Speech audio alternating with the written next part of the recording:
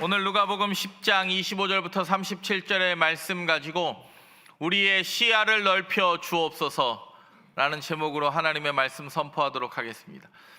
오늘 본문은 선한 사마리아인의 비유라고 이야기들을 합니다. 비유는 이해하지 못하는 이야기를 이해할 수 있도록 이야기하는 걸 우리는 비유라고 이야기합니다. 여러분, 선한 사마리아인이 말이 된다고 생각하십니까? 구약을 읽어보면 사마리아인이 선하다라는 명제는 성립할 수 없습니다. 왜요? 선한 사마리아인 자체가 722년에 아수르에 의해서 북이스라엘이 멸망하고 그 이후에 사마리아는 북이스라엘을 대표하는 하나님을 외면하고 더럽고 혼잡한 이방인보다 더 악한 사람을 우리는 사마리아인이라고 이야기했습니다. 근데 오늘은 선한 사마리아인의 비유라고들 이야기합니다. 마치 핫 아이스 아메리카노. 이거 말이 됩니까? 지금 그 이야기가 선한 사마리아인 이야기 아닙니까? 지독한 친절, 가난한 부자, 말이 되는 이야기입니까? 선한 사마리아인도 그와 같은 이야기입니다. 오늘 예수님은 율법 교사와 이야기하면서 비유로 실제로 일어난 일입니까? 안 일어난 일입니까? 일어나지 않은 일을 비유로 설명을 합니다. 왜요? 우리 보고 이해하려는 영역이 있기 때문에. 오늘 예수님이 우리에게 보여주시고자 하는 이야기들을 볼 수 있는 시야가 있는 저와 여러분 되기를 간절히 바랍니다. 첫 번째 한번 따라해 보겠습니다. 생각과 삶의 일치. 여러분, 생각과 이론과 행동이 일치되면 얼마나 행복하고 좋겠습니까? 예전에 10년 전에 아이들한테 설문조사를 하면 1위가 뭐였는지 아십니까? 건물주였습니다. 요즘은 건물주가 밀려났대요. 왜 밀려난지 아십니까? 공실이 많아서 밀려났대요. 스트레스 받아가지고. 근데 여전히 부동의 5위권안을 장악하는 게 있습니까? 뭡니까? 연예인입니다. 연예인은 겉으로 화려해 보이고, 아시죠? 한 번 노래 부르면 소위 말하는 A급들은 8천에서 1억의 돈을 받습니다. 아이들이 그 엄청난 연예인의 화려함을 봅니다. 연습생의 수많은 노력과 그 연습생들 중에서 수많은 사람들이 탈락하고 한 번도 가요 무대는 옛날 얘기고 음악중심 방송 같은 방송에 한 번도 서지 못한 아이돌들이 많이 있습니다. 근데 아이들이 그거 보지 않고 뭘 봅니까? 그 화려한 예능 프로그램에 나오는 연예인들의 모습을 봅니다. 1세기 예수님 당시에 연예인 같은 직업이 있었습니다. 흙수저가 유일한 금수저로 갈아탈 수 있는 직업이 뭘까요? 그게 바로 오늘 나오는 율법 교사였습니다. 율법 교사는 흙수저가 유일하게 금수저로 바뀔 수 있는 유일한 직종이었습니다. 저도 예전에 사람이 돈을 투자하지 않고 직업을 갖는 것 중에, 여러분이 혹시 목사가 그런 직업이라고 생각하시면 큰 오산입니다. 여러분, 저도 장신대에 장학금 없이 제가 장학금을 잘 내고 다녔습니다. 10년을 넘게. 의사, 변호사, 기장, 여러분 무엇 하나 뭔가를 투자하지 않고, 의사도 입으로 몇 마디 하면 돈을 버는 것 같고, 혹시 그렇습니까? 예전에는 율법 교사가 아마 그런 모습이었을 겁니다. 1세기 최고의 직종은 율법 교사예요. 왜 그럴까요? 제사장은 혈통의 문제가 생기면 제사장이 될 수 없습니다. 레위 지파 중에서 소위 말하는 고핫 자손 직계들이 제사장의 역할을 감당을 해요. 그러니까 혈통적으로 내가 레위 지파가 아니면 일단 제사장이 될 수 없어요. 근데 율법 교사는 지파를 따지지 않습니다. 특별히 그 사도 바울의 스승이 누군지 아십니까? 가말리엘이라는 사람인데, 가말리엘은 어떤 사람의 제자였냐면 힐렐이라는 사람의 제자였어요. 여러분들이 율법에 양대 산맥이 있었습니다. 그때 당시에, 예수님 당시에 힐렐 학파가 있었고 샴마이 학파라는 두 학파가 나누어져 있습니다. 힐렐은 율법을 보수적으로 해석하는 학파였고, 샴마이 학파는 율법을 약간의 진보적으로 해석하는 학파였습니다. 근데 사도 바울은 율법을 보수적으로 사고하는 힐렐 학파의 힐렐의 수제자였던 가말리엘의 문화생이었던 거예요. 그래서 사도 바울이 그때 당시에 가말리엘의 문화생이, 가말리엘보다 더 유명했던 사람이 누구냐면 그 가말리엘을 가르쳤던 힐렐이라는 사람이에요. 힐렐이 어떤 사람이냐면 바벨론 포로기 때 그 바벨론에서 날품팔이 하던 사람입니다. 근데 예루살렘으로 돌아와 가지고 율법을 깨우치고 엄청 유명한 그 학파의 창시자가 돼요. 힐렐 학파와 샴마이 학파, 율법을 해석하는. 그러니까 힐렐이라는 사람은 어떤 사람입니까? 예루살렘 드림을 이룬 사람이에요. 아메리칸 드림보다 예루살렘 드림을 이룬 사람이에요. 그러니까 사람들이 무엇을 꿈꾸고 바라보며 살까요?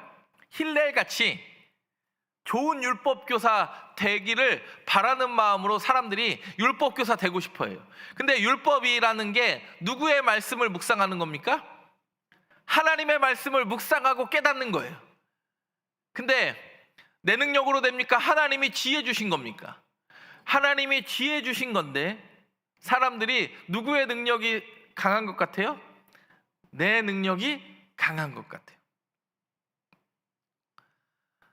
여러분, 목사가 오늘 설교 죽으면 제가 죽은 겁니까? 여러분들이 주무신 겁니까?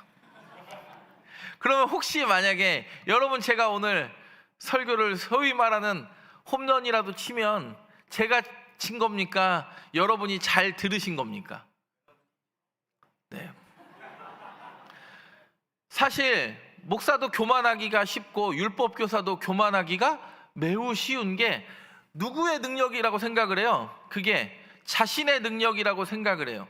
근데 이게 누구의 모습과 닮았냐면 이스라엘 백성과 율법교사의 모습이 매우 닮아 있어요. 시간이 지나니까 하나님이 누구만 살아가는 것 같아요? 자기만 살아가는 것 같은 착각에 빠지기 시작해요. 근데 신명기 7장 7절을 한번 읽어보겠습니다. 신명기 7장 7절 시작. 여호와께서 너희를 기뻐하시고 너희를 택하심은 너희가 다른 민족보다 수요가 많기 때문이 아니니라. 너희는 오히려 모든 민족 중에 가장 적으니라. 아멘. 많아서 택한 것 아니고 능력 있어서 택한 것 아니고 가장 작아서 아무것도 할 수 없는데 누가 강하심을 보여준 겁니까? 하나님의 강하심을 보여줄 수 있는 도구로 가장 적은 사람 택한 겁니까? 여러분, 제가 목사로 이 자리에 있는 건 목사 아니면 도망갈까 봐 하나님이 저를 목사로 부르지 않았겠습니까? 그런 겸손함이 있으면 목사도 살아요. 근데 그런 겸손함이 사라지기 시작하면 목사도 성도도 다 죽습니다. 여러분, 작아서가 아니라 많아서가 아니라 작아서 하나님의 능력이 나타나는 게 율법 교사여야 됩니다. 말씀 묵상하고 하나님이 주신 지혜로 그것을 깨달을 수 있음에 감사할 수 있어야 되는데 율법 교사가요, 그것을 잊어버려요. 기드온도 그랬습니다. 기드온이요, 미디안이 쳐들어오니까 32,000명이 모입니다.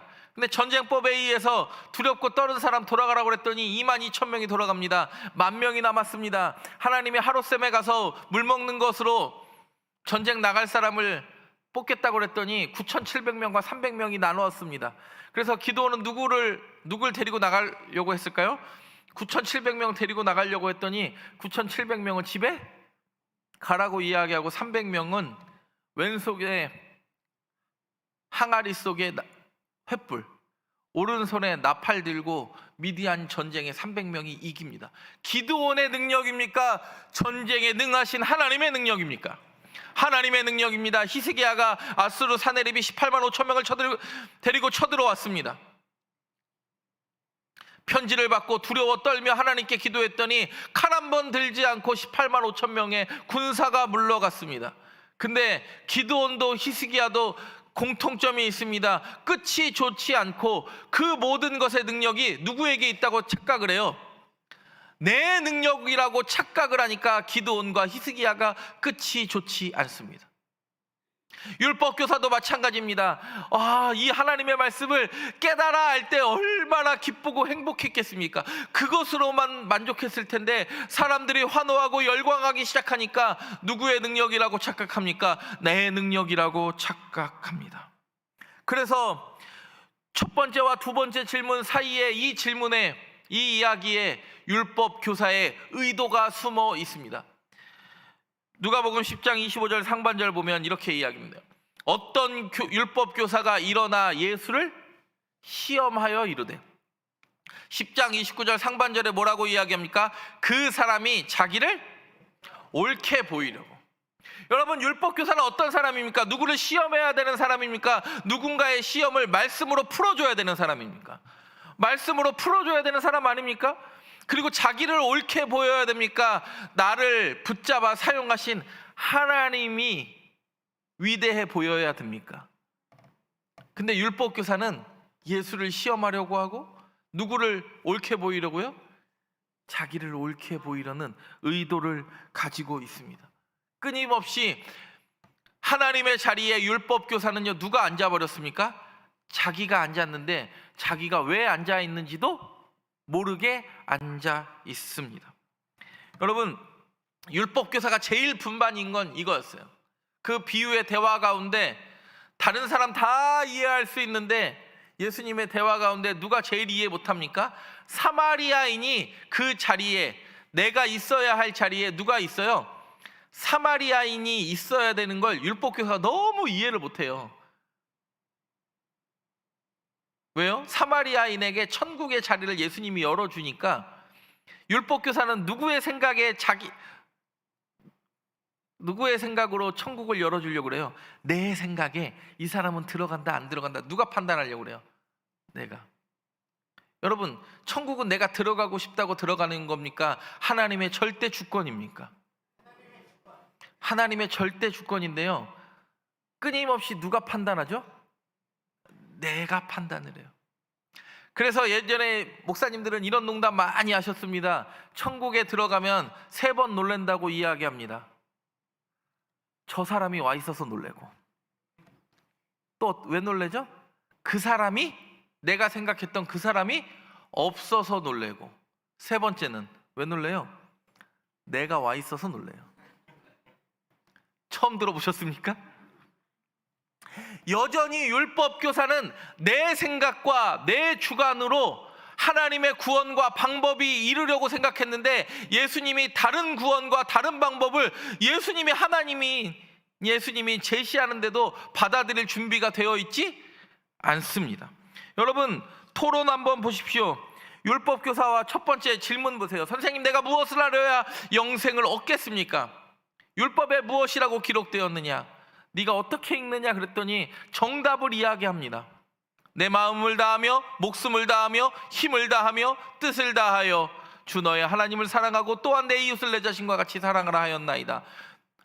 내 대답이 옳도다. 이를 행하라. 그러면 살리라. 이론은 너무 빠삭했습니다. 두 번째 토론의 이야기를 보겠습니다.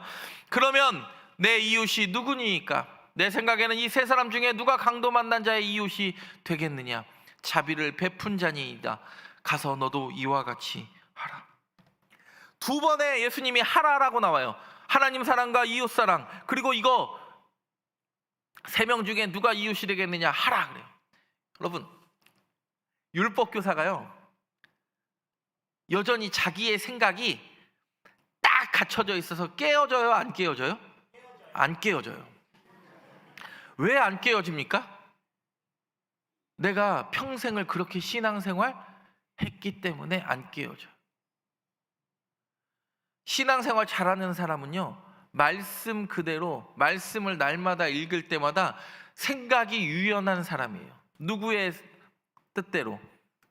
내 생각이 아니라 하나님의 뜻대로. 예수님이요, 제사장, 레위인, 사마리아인 이 셋 중에 누가 자비를 베푼 자냐고 예수님이 물어봤어요. 그랬더니 사마리아인이 뭐라고 율법교사가 뭐라고 이야기하는지 아세요? 사마리아인입니다, 그렇게 얘기하는 게 아니라 뭐라고 이야기해요? 자비를 베푼 자라고 그래요. 왜요? 입으로도 누구 이야기는 하고 싶지 않은 거예요. 사마리아인, 아니 저주받은 것 같은 그 사마리아인이 나보다 구원의 길에 앞서 있는 걸 율법교사 자체가 이해할 수 없고, 그 구원의 방법이 예수님이 말씀하셔도 이해되지 않아요. 여러분, 목사들끼리 가끔 모이면 이런 농담을 가끔 합니다. 저 장로는, 저 권사는 주님이 와서 옆에 와서 이야기해도 본인 고집대로 할 거다 라는 이야기를 그냥 목사들끼리 가끔 할 때가 있습니다. 물론 우리 교회에서는 그런 이야기를 할 필요가 없다고 생각을 하지만, 여러분, 내 생각과 삶의 일치가요, 율법교사는요 괴리로 일어나요. 부디 바라기는 여러분이 생각하는 그 말씀과 삶이 일치되는, 하나님이 보여준 시야가 넓은 주께서 보여주신 그대로 볼 수 있는 저와 여러분 되기를 간절히 바랍니다. 두 번째 한번 따라해 보겠습니다. 예배와 삶의 일치. 여리고는 부유한 도시였습니다. 예수님 당시 1세기 때 요세푸스의 기록에 보면 제사장이 몇 명이었냐면 7,200명이었어요. 제사장은 몇 반차로 나눕니까? 24반차로 나눠요. 그러면 한 반차의 평균 몇 명이에요? 300명이에요. 300명이에요. 네. 보십시오. 24반차면, 저는 매주 설교를 하지만 이때 당시에 제사장은 1년에 딱 평균적으로 2번 가요. 왜요? 안식일마다 제사장의 반차가 교대가 되니까 300명이 안식일마다 교체를 하니까 1년에 딱 23주는 놀다가, 노는 건 아니죠, 말씀 묵상하다가 한 주를 실제 예루살렘 성전에 가서 봉사를 해요. 그래서 보통 보면 5,000명 정도가 여리고에 있다가 자기가 봉사할 때가 되면 300명씩 가는 거예요. 그러면 보십시오. 제사장이 강도 만난 자 지나가는 게 율법으로 잘못됐습니까? 안 됐습니까? 잘못되지 않았습니다.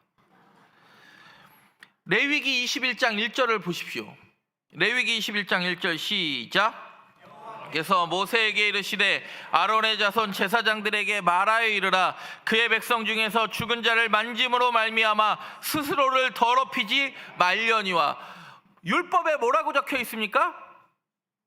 제사장은 백성 중에서 죽은 자도 만지지 말라고 이야기하고, 민수기 19장 11절에 보면 이렇게 이야기합니다. 시작. 사람의 시체를 만진 자는 며칠 동안 부정하다고요?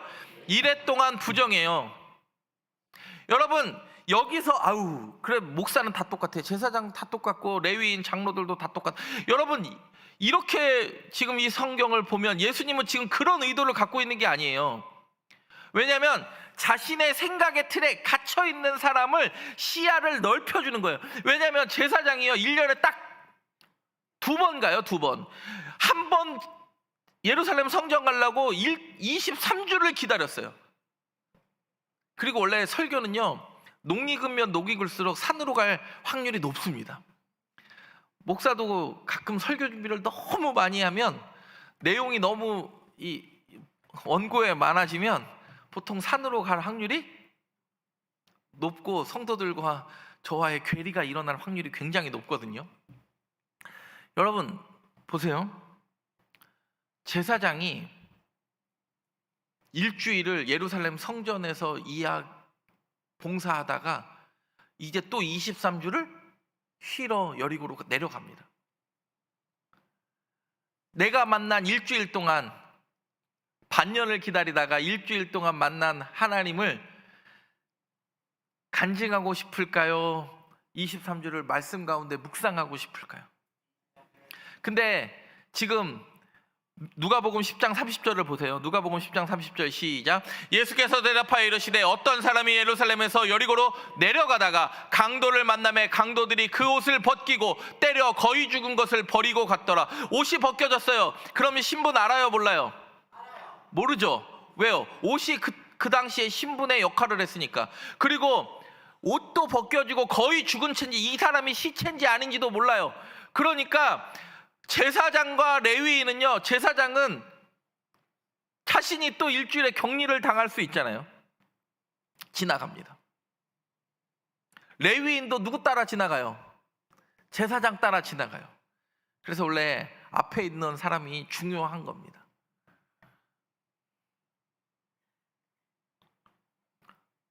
다섯 달란트 받은 자가 2달란트 받은 자에게 어떤 영향을 미쳤죠?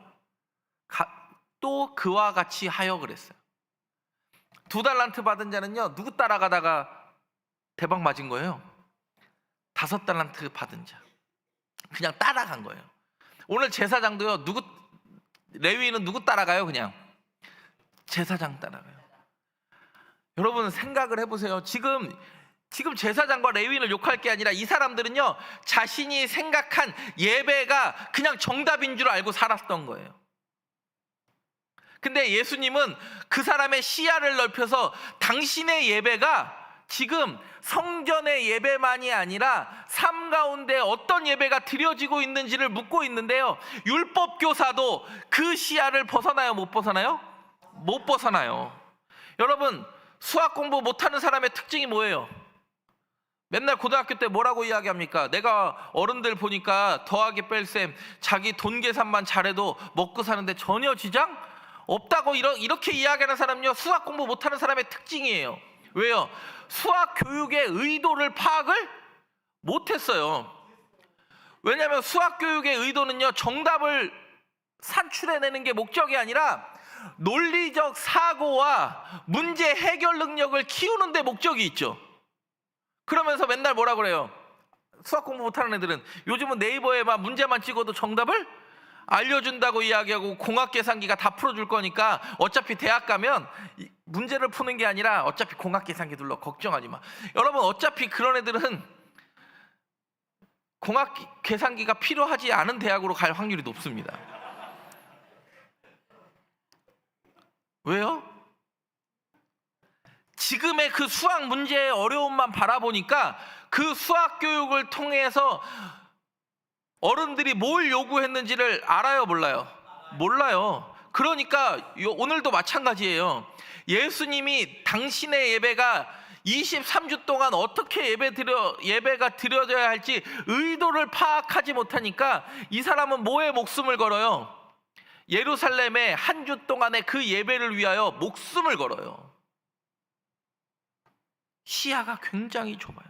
예배와 삶이 일치가 되는 게 아니라 오히려 그 좁은 시야 안에 갇혀버려요. 근데 예수님이 그 예배의 시야를 깨뜨려 버리신 거예요. 저와 여러분, 예배와 삶의 일치가 일어나기를 간절히 바랍니다. 마지막으로 한번 따라해 보겠습니다. 시선과 삶의 일치. 어떤 사마리아 사람은 불쌍히 여겼다고 그래요. 여러분, 사마리아인 이름도 안 나와요. 강도의 행동 보십시오. 옷을 벗기고 때려 버리고 소유물을 갖고 떠나요. 여러분, 사마리아는요, 불쌍히 여겨 가까이 가고 상처에 기름과 포도주를 붓고 주막으로 데려가고 주막 주인에게 숙박과 치료의 대가를 지불합니다. 가끔 사마리아인의 비유의 이야기를 통하여 우리는 사마리아 사람과 우리를 끊임없이 동일시하고 우리가 강도라는 생각은 하지 않습니다. 교회에서 사람이 만신창이가 될 때가 있을까요? 여러분이 세상에서 만신창이 됩니까? 정답을 이미 이야기하신 것 같아서. 여러분, 사마리아 비유의 결론이 나도 사마리아인처럼 어려운 사람 만나면 도와줘야겠다, 지금 이 비유의 결론이 그쪽으로 가면 이 긴 비유의 이야기를 저와 여러분은 오해하고 있는 것 아닙니까? 이 비유의 의도가 중요합니다. 지금 누구의 시선만이 잘못됐습니까? 율법 교사의 시선만이 잘못됐어요. 제사장과 레위인의 시선이 잘못됐어요. 근데 누구만 그를 불쌍히 여겨요? 사마리아. 그리고 예수님 비유에 또 다른 히든 카드가 있는데 그게 누군지 아십니까? 주막 주인이에요. 여러분 생각을 해보세요. 예루살렘과 여리고로 사이에 있는 제사장들이 통행하는 주막은 누가 주인이에요? 유대인이 주인이에요. 근데 데리고 온 환자는 죽었는지 살았는지도 모르고 옷도 벗겨져서 사마리아인지 유대인인지도 어떤 지위를 가지고 있는지 분간도 안 되는 사람이고, 그 사람을 부축해서 데리고 온 사람은 누구예요? 사마리아인이에요. 그러면 장사할 때 이럴 때 재수 온 붙었다고 소금을 뿌릴까요? 아니면 웰컴할까요? 여러분 그때 묵묵히 그 2데나리온을 받고, 여러분 이 주막 주인은요 그 2데나리온보다 누구를 지금 그걸 다 바라본 거예요. 여러분 이 주막 주인을 바라볼 수 있는 사람은요 탕자의 비유도 잘 바라볼 수 있어요. 탕자의 비유에서 우리는 자꾸 어디에 집중을 해요? 돌아온 탕자, 주님 내가 천부여 의지 없어서 손들고 옵니다, 약간 이런 느낌으로 너무 가면 가장 손해본 사람이 누구죠? 아버지 아니에요? 아버지죠. 왜요? 불평불만하는 큰아들과 자기 죽었다고 생각하고 유산 받아가지고 자기 모든 것을 탕진한 둘째 아들. 소망이 있어요 없어요? 자식 보면 소망 없어요. 근데 여전히 아버지가 그 두 아들 모두를 품어주는 하나님의 모습으로 등장을 해요. 여러분 주막 주인 보세요. 어떻게 사마리아인 당신이 우리 주막에 들어올 수 있냐 말이야, 이렇게 이야기하지 않아요. 아무 말 없이 그 사마리아인의 반응해줘요.